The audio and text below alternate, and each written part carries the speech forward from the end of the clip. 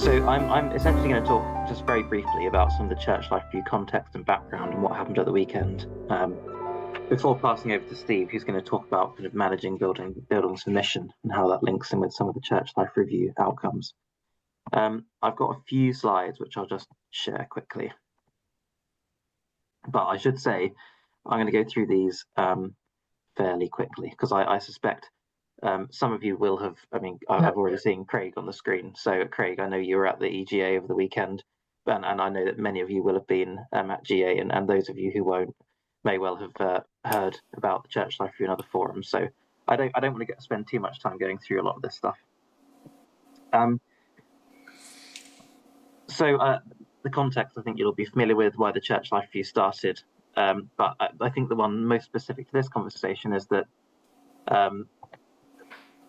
churches over the last 20 years or so have just faced an increasing kind of burden of compliance, regulatory things that they need to do. At the same time that the kind of volunteer base has been decreasing, which means that the existing volunteers are under more and more pressure. And one of the key things that we know churches struggle with is buildings, issues relating to maintenance, listed buildings, all those sorts of things. So that's the kind of broad context of the Church Life Review, is what can we do together to better support our local churches, to better resource them, to relieve some of that burden so that they can do the visional thinking about mission and ministry in their place. So the Church Life Review started way back in 2021. Kind of one of the things that kicked it off was the pandemic. All those things that were in the background context, things like financial pressures in the Ministry of Mission Fund, things like some of those compliance burdens I've just talked about, were all intensified massively by the pandemic. And I think there was a general sense amongst the membership of the church that something needed to be done to look at our collective life together and to think about some new ways of working which might relieve some of those burdens. So Church Life Review Phase 1 was very broad, quite open. There was a big consultation at Yarnfield Park. And basically the answer that came out of Yarnfield was, yes, you're right, something does need to happen, and here are some of the things you might like to think about. Two of the things that Church Life Review Group Phase 1 took to GA in 2023, you probably will be aware of the Theos report, which looked at the church's kind of missional heart and how it serves its communities. And another was an accountancy study, which gave us a sense of where financial resource sits in the church. So we've just completed Phase 2, which was delivered at the Extraordinary General Assembly over the weekend. We're all very lucky to live in a year with 2 General Assemblies, I must say. So Phase 2 was asked to look at 4 work streams by GA in 2023, and those 4 work streams were financial resource sharing, employment of lay workers, provision of shared support services, and new communities of discipleship and worship. Now, the kind of shape that's so first the methodology. I think we were really clear that we needed to consult and collaborate deeply, as wide as possible within the time we had across the councils of the church. And the reason being that partly because of our conciliar polity, but also partly because we recognised that we needed to have a consensus-based approach. So if all of these actually quite technical proposals just hit General Assembly and no one had a chance to even contribute to them, people wouldn't understand where they were coming from, and it would all seem very. Try and send it to you. It would all seem very. I wonder if folks, if you've got your microphones turned on, you might just mute them. So the consensus-based approach was really important to the Church Life Review, to give church members an opportunity to kind of discern together and refine the proposals with us. So the shape of where things are post-Extraordinary General Assembly is that the financial resource sharing work stream's output was essentially a church life fund. And that's intended as an enabling mechanism for these 3 funding streams. So funding shared support services, employment of lay workers in local church roles, and the creation of new URC communities of worship and discipleship. So you'll notice that within that, we weren't specifically asked by General Assembly to think about the use of buildings. So there was no specific tasking that one of the work streams would be around property. However, there are plenty of links to buildings within the Church Life Review's work streams. particularly the shared support services workstream and also the lay workers workstream. So I think the primary thing that I was going to talk about, well, the two things I was going to talk about were, let me come out of this now. One of which is the Shared Resources Hub, which, if you want to read about it, is available in paper A3 online on the URC website. So the Resources Hub is intended as a online portal available to every member of the URC, which brings together all the kind of technical things that we need in our shared church life, things like proformas, guidance documents, templates, all those things that currently are available across the 13 synods and the URC Trust. Some synods might not have certain documents. Some synods might have documents which are out of date. So it makes sense to do those things that we can do together once and then deliver them at the local level. So that's the intention of the Shared Resources Hub. And you'll already probably be thinking that there are plenty of overlaps there with questions around building management. So that Resources Hub is in development, and a big part of the resource available on it will be stuff around property and buildings. And so that's one of the areas where we need to consult widely with groups like Building for Mission Forum to think about how that can be best represented on the hub. In terms of the kind of governance model, so we've agreed that the governance, or Assembly has instructed that the governance will be split across Resources Committee, who will look after the content and the day-to-day operation of the Resources Hub, and Church Life Fund Committee, who will look after the funding for the hub. We've also acknowledged that with this Resources Hub, it's only going to work really if there is a help desk support function. So we know that many of our local churches actually would want to pick up the phone and ask somebody how to use a particular document, may have more broad questions, which can then be forwarded on to one of the other new shared services like HR, IT, or accounting, or which could be directed back to a synod clerk. So it's not intended to just be a static thing that just sits there and is never updated. It's intended to be a living, constantly updated, constant process of review and development with a support function so that the users can pick up a phone and ask questions about documents, etc. The other element of the Church Life Review, which overlaps most closely with buildings, is we were very conscious within the steering group who were behind phase 2 that although we hadn't directly been asked by Assembly in 2023 to look at a buildings work stream, that there was nevertheless a really significant piece of work to do in bringing together some of the key stakeholders to think about issues of buildings and property, given that it's one of the things that local churches struggle with the most. So whilst we haven't actually designed a support service at this point, we have learned from the Church Life Review's methodology that one of the things that really works is bringing together groups of relevant stakeholders into these facilitated issue-specific consultations. And that's one of the things that in paper A1, General Assembly were asked to commit to for the future, these issue-specific consultations, which have worked well. And we've actually had 5 of them through the Church Life Review process. And I would suggest that it's one of the reasons we've been able to get so much consensus around the proposals we eventually brought to Assembly.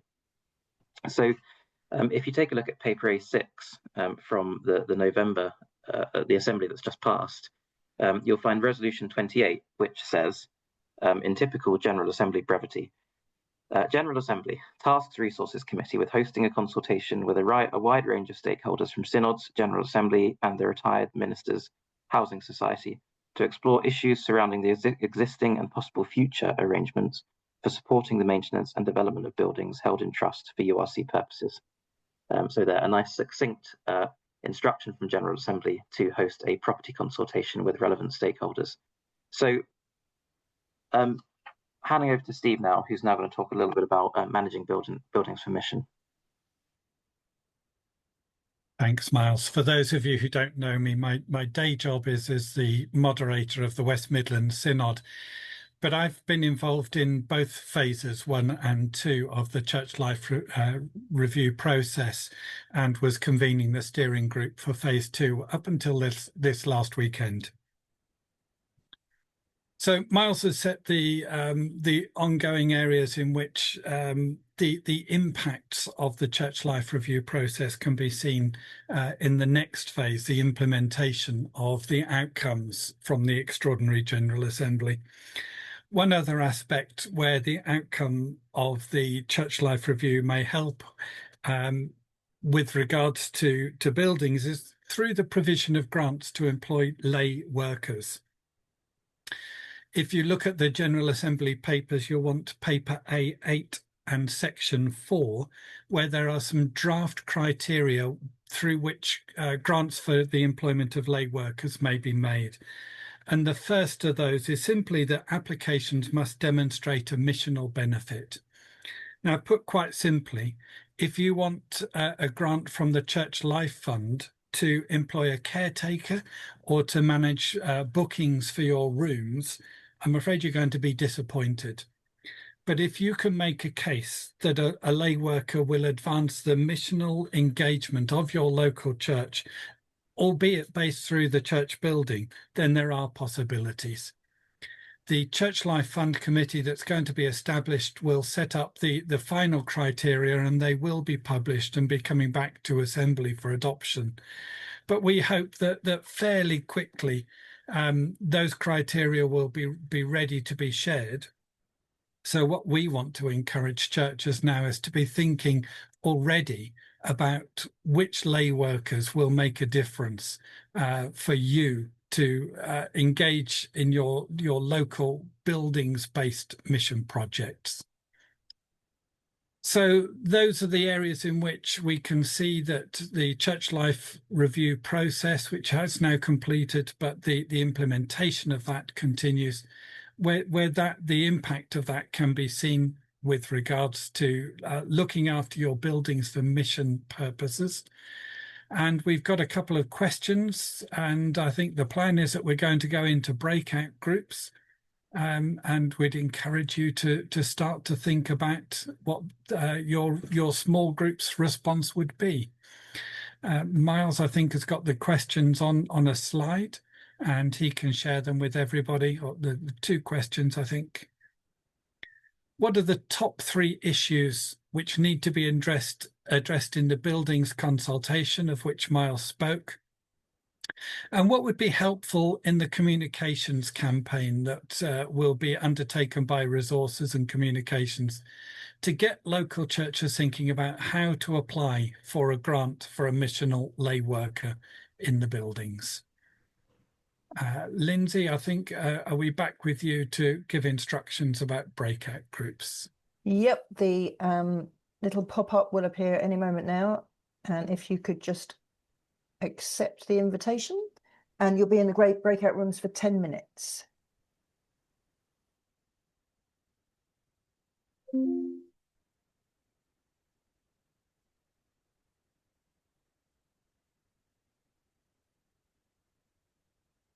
This meeting is being recorded.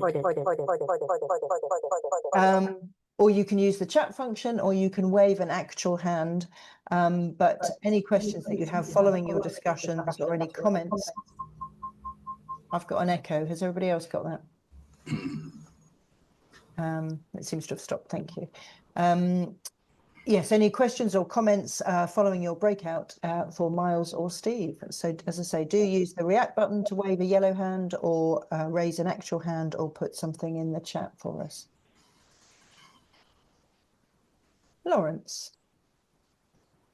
Hi, Lindsey. Thanks. Yeah, in our group, we came up with three important questions. We focused on question 1, which was, are our buildings fit for purpose?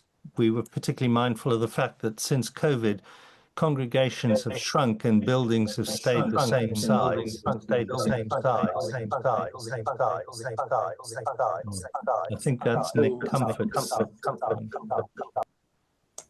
And the second one was, if we're looking at mission as a church, if we didn't have a building, would we conclude that we needed one? And if so, what kind?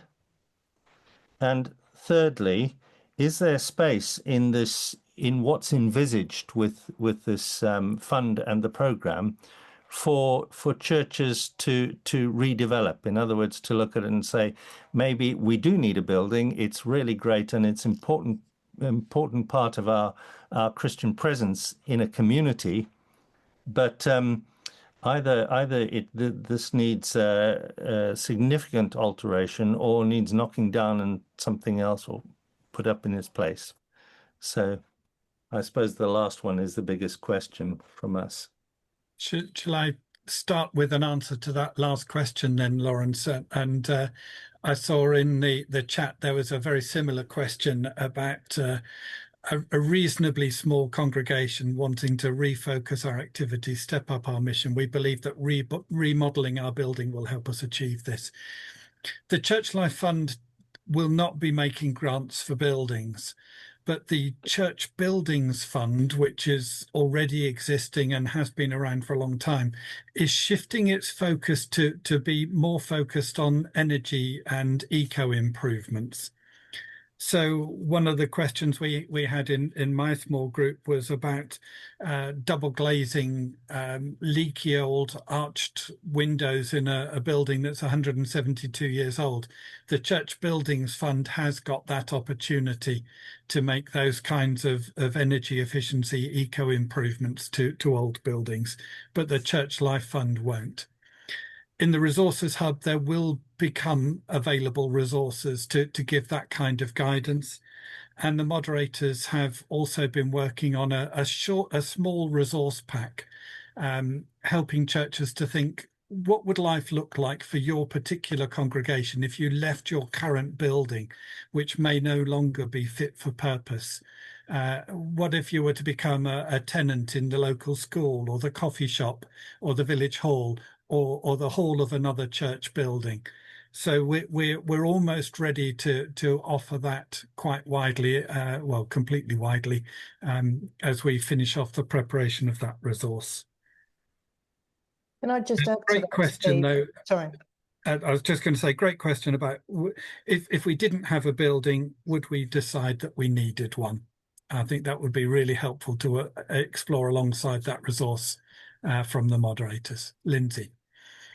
Yeah, sorry, I didn't mean to cut across you, Stephen. And again, I love that question. If we were starting from scratch, and some of the new communities conversations have been about this, you know, where will you gather to worship? Do you need a giant building from which to do that? And I think it also helps those other questions. I think the what if questions that Steve mentioned there, we're gathering lots of stories. There are lots of great examples around the URC already. So this isn't all, you know, brand new stuff. There's a lot of these sorts of examples going on. I think it'd be really helpful, as it has been in previous webinars, to share those stories with the wider church to see what the potential might be, what exciting possibilities there might be. Thanks for those questions, really helpful. There's a question or a comment in the chat about building management and looking at contracts that cover all the buildings in a synod, for example, fire risk assessment and health and safety. So that's kind of was raised in the chat. Myles, do you want to take that one? Yeah, I mean, I think that's certainly one area where the steering group were thinking around the edges of that. And I suppose this isn't directly related, but one of the services that General Assembly enacted over the weekend was a group buying service. So that may meet some of that requirement in terms of collectively agreeing contracts to save money, and particularly energy use. So we know that we did a survey and we got about I think it was about 150 responses, and just under 40% of respondents said that they either need help now with their buying or would like help if it were available. And one of the top areas of buying where support was needed was energy contracts. And indeed, for those of you who worked in procurement or worked with procurement experts, you'll know that group buying solutions can indeed reduce costs and lead to better levels of service. So that's one of the things that Resources Committee are going to go away and look at. Thank you, Myles. I noticed that there are a couple of people with their hands up and there are some more questions in the chat. We are actually going to move on for now, but if you could pop any questions you have that have not been answered into the chat, and we will try to come back to them either in the webinar or we will pick them up and get back to you afterwards. Thank you. Cliff and Sasha. I can't see Cliff. I'm looking for Cliff. Cliff. I am here. Oh, you're there. Fantastic. Thank you. Cliff and Sasha are now going to present for us on sustainability, and I'm going to hand straight over to them. Thank you very much, Myles and Steve. Well, Cliff is going to present this one. He has predominantly produced this paper. I have had some input into it along with others and done some editing, but Cliff will present the paper. Okay, thank you, Sasha. Can everyone see the PowerPoint, first of all, just to make sure that I'm sharing it correctly? No, you're not showing at the moment. Not seeing it. You're not seeing it? No. Oh, that's interesting. Let me try again.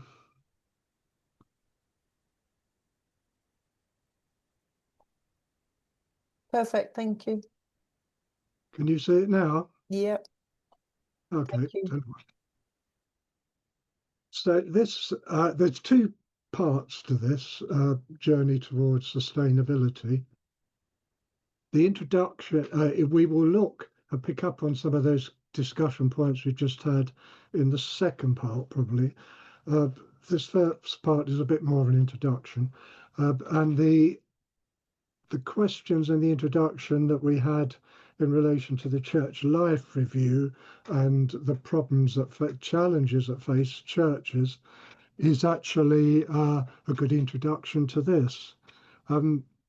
We do face the requirement to address these challenges and to understand how we can plan and adapt to achieve long-term sustainability, and that's what this is about. So this will have a significant impact upon local churches of all denominations and the way that the wider church supports churches, and we've heard a bit about that from the Church Life Review. So this is a complicated journey, and it's an attempt to try and put something together that pulls together the whole package of sustainability. So you are part of the initial journey in that some of these ideas need developing, and we're hoping to get a little bit of feedback from you in order to help produce perhaps a paper that covers most of the points we're going to talk about. So first of all, sustainability, and this is the I think this is the best definition I've found, although there are loads of them. The ability of something to be maintained over time, meeting the needs of the present, which is important, without compromising the ability of future generations to meet their own needs. So this is really our starting point. And please note that we're talking about sustainability in its broadest sense. It's not just the environmental sustainability. You might be familiar with the sustainability 3 pillars diagram that gets presented quite a lot because sustainability is quite an issue for our country, for institutions and individuals. That 3 pillars covers environmental, social and economic. We've put together 3 pillars that relate to particularly to the church family to help understand a little bit about this journey. So these 3 pillars are there, the 3 pillars of buildings, external support and economic support are there to support the individual church family. And then we have the overarching mission requirement as well. We'll look at these pillars a little bit later at the second part. The pillars are all interrelated, and at times we tend to deal with them individually, but the probably the solution to sustainability is to start looking at them together and to pick up this golden thread which weaves through the three elements. And there may be more other elements that you would pick up on as well. Some churches have travelled a bit further along the journey towards sustainability than others, but I think that over the next few years, we'll all have some travelling to do. So developing a plan that might address this sustainability approach is really a visionary process, and it needs to remain as a vision as the starting point. The compromises and problems and redirection and reviews all come through during the implementation stage. So first of all, just looking at the sustainable church family, the church family sits at the centre of this structure with a desire to support and grow the family whilst responding to the overarching call to reach out and serve the community and beyond, to build the kingdom here on earth. God is holding and shaping the church, so whilst we discern and plan our journey, it is not for us to understand the route that this actually may take or where the journey may take us. A constant theme of the Old Testament is that throughout all the many ups and downs in their history, God's people remain called and sustained by God. Jesus makes the same promise to the church, which is sustained by his being with us as always throughout the activity of the Holy Spirit. Sustainability requires us to understand what we're being called to be now, and going forwards, what we need to be. And the shaping influence of what we are now potentially has a little bit of a challenge to creating the vision towards sustainability. So a bit more on the church family. We're constantly deflected as church families by the need to maintain and manage buildings and finances and all the other issues that impinge on the church family. But our calling does rely on us to maintain our focus upon the Great Commission, supporting each other and passing on our faith to maintain and grow the church family. And sustainability requires us to hold all of these aspects together.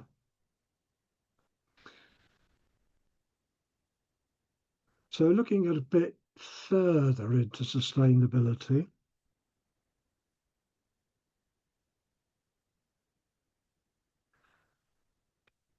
and I think I've covered these, so I'll move on to this one. Understanding who you are is quite a significant part of church family and mission requirements. The starting point for developing a sustainable plan is to understand who you are and how you're being called to reach out and serve the local and wider community. Understanding this will start to assist in forming a picture of the buildings and support that you need. Just for instance, a huge generalization, but churches probably fall somewhere into a scale between a traditional Sunday focus, where the church perhaps is apparently closed during the week, through to a 24/7 hospitality hub type approach. The locations where we might be and where we'd like to be on the scale will depend on a lot of local aspects and things, and to a degree, our inherited way of being church. For others, it may be that we are called to create a safe spiritual place in the heart of the community. Whatever the nature of the church family, the building support structure will need to reflect this. One of the big issues is rationalisation. A good stewardship of resources is an essential sustainability requirement. And this verse here, of which there are others as well that we could use, every branch of mine that bears no fruit, he takes away. And every branch that does bear fruit, he prunes, that it may bear more fruit. Pruning or rationalization is generally the essential first step for both sustainability and the net zero journey. The work of the church will need to be carried out in the context of treading lightly and only taking what we need for the journey. Sustainability lies in seeking to maintain a balance between energy consumption and the running costs of the building against the outreach funding needed to maintain the church family. So moving forward with a correctly sized, intensively used and facilitating building.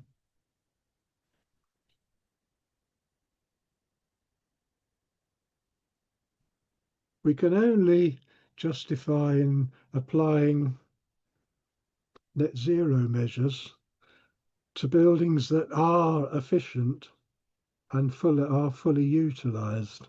And it may well be that we can no longer justify maintaining worship spaces that aren't used other than perhaps on a Sunday and a few other occasions. It's likely that maintaining and applying net zero measures to spaces not needed by the church family will not be covered by the letting costs that we often use to justify maintaining bits of buildings that we don't use.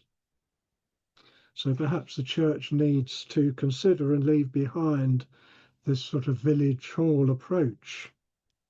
Partnering with other churches and other organisations may become a really significant part of this journey.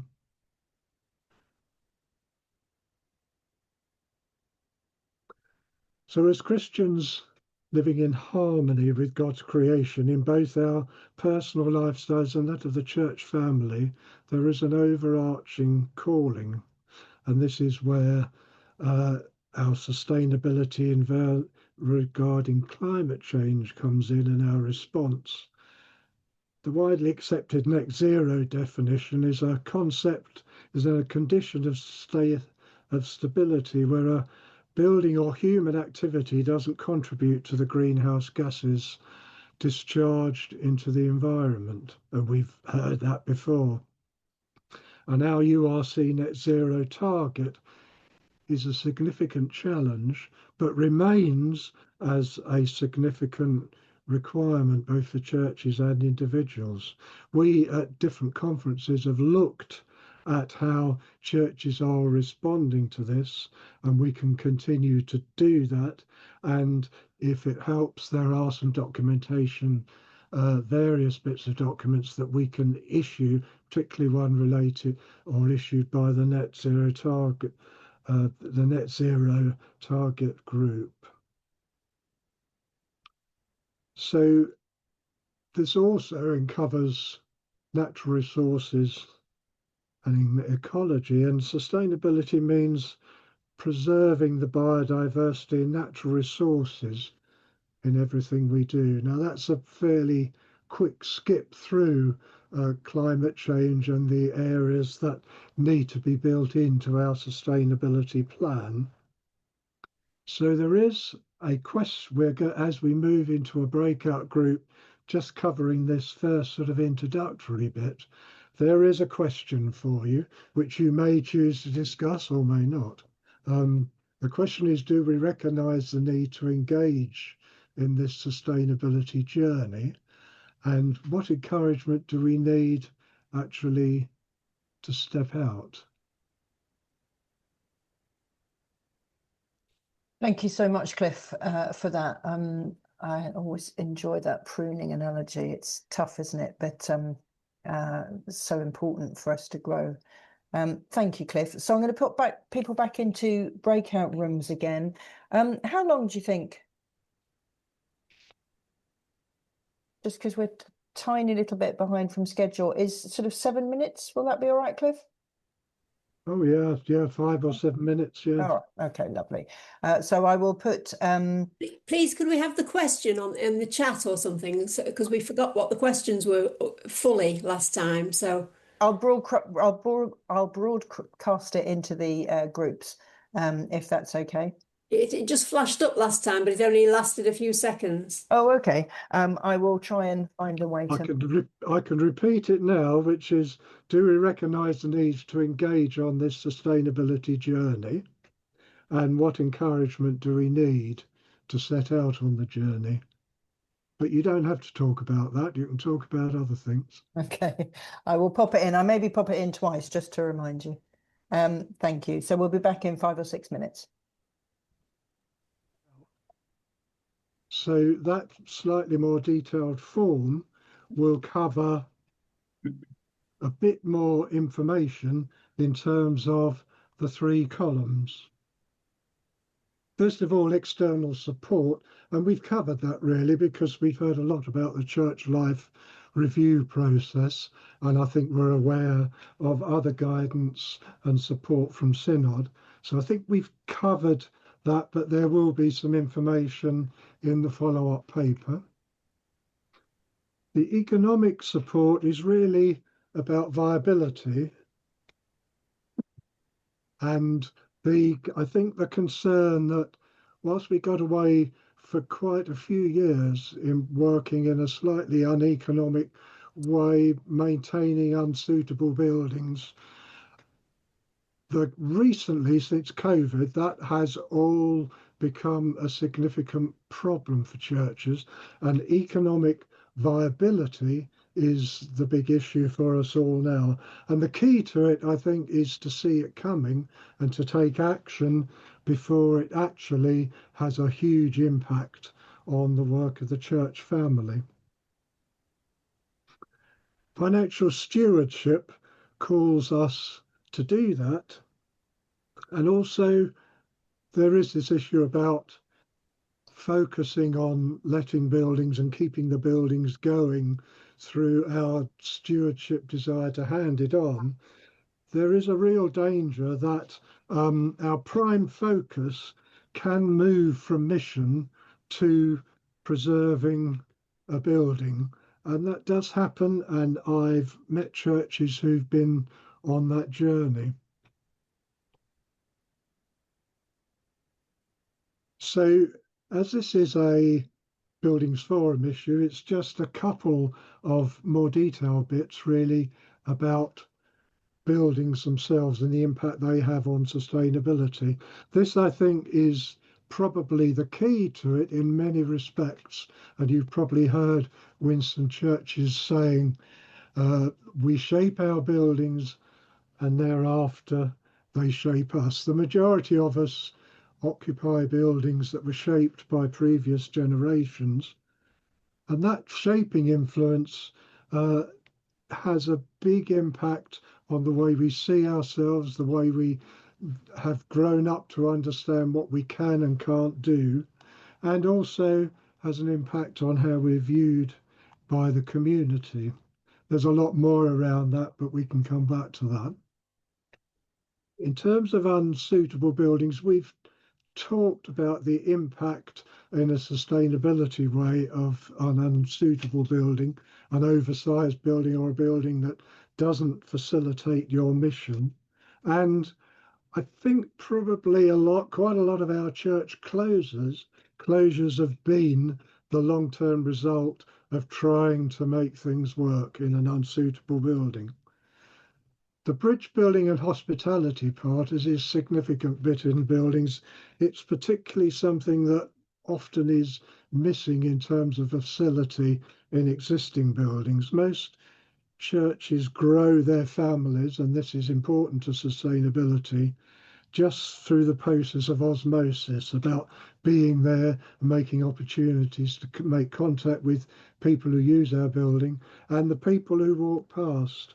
And the desire to have an element within the building where we can do this, a shop window, if you like, which has a link to the street, and also a space where all of the people who do enter our buildings actually use, is one of the significant elements that help us to grow the church family, and one of the elements that comes up time and again when we're looking at creating suitable buildings.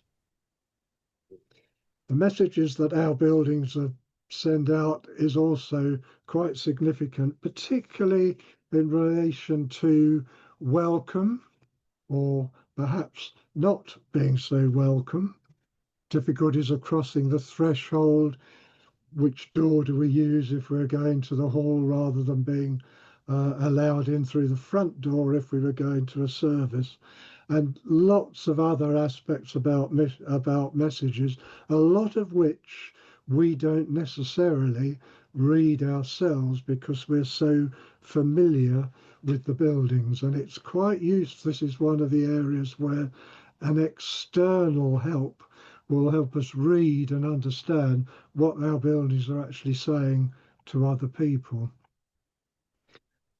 Our buildings have been used for the last 2,000 years to express our faith and to express the nature of the church family. And we do need still to understand that the buildings are an expression of the nature of the church family, and to understand if our building is sending out that true message. Historical importance is quite an issue for us in that a lot of our buildings are listed or locally listed, which has just as big an impact from a point of view of making changes. We do really need to get down to deciding which buildings tell our story and are important to us, and which we're going to struggle to maintain, even if they're seen by the local community and as listed buildings being important buildings that we need to maintain. This is one of the areas of support that we do really need to look at. That's a really quick canter through the buildings and the support structure. So there's another question for you as you go into the second breakout room, which is about the support columns. We've talked about buildings, external support and economic support. Are there any other significant supporting columns that we ought to add to our diagram?